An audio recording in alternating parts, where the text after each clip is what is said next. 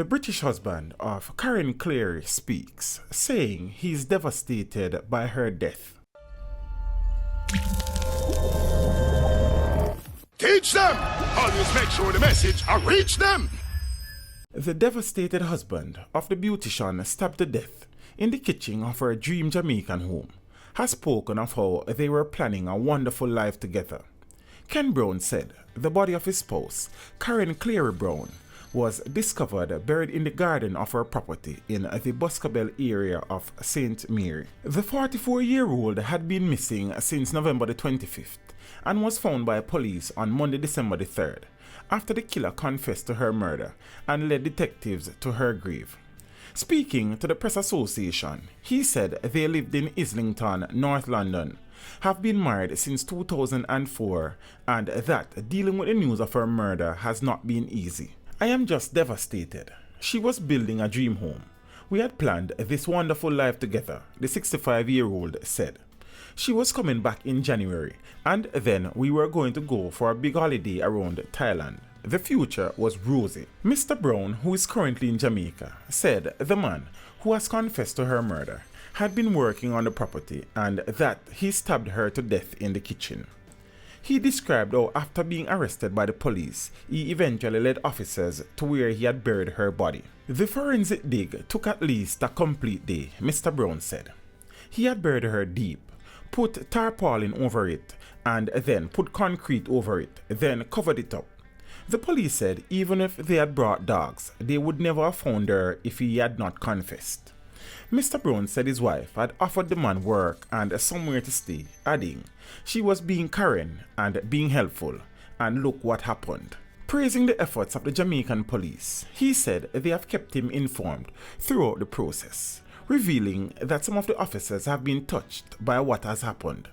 Some of them have been working non-stop, 24-hour shifts.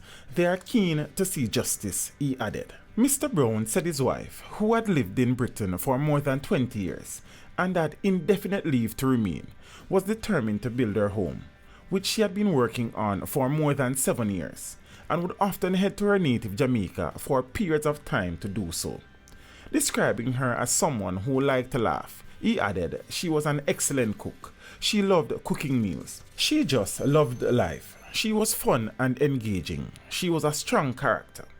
Responding to reports that a man called Andy Kane was her partner, Mr. Brown said this is not correct and that they were in fact just friends. Meanwhile, the police have recovered Clary's missing licensed firearm, a Ruger 9mm pistol that police say belonged to Karen Cleary-Brown, has been recovered by the police in the parish. Delivering the Jamaica Constabulary Forces report at the monthly meeting of the St. Mary Municipal Corporation in Port Maria on Thursday, December 13.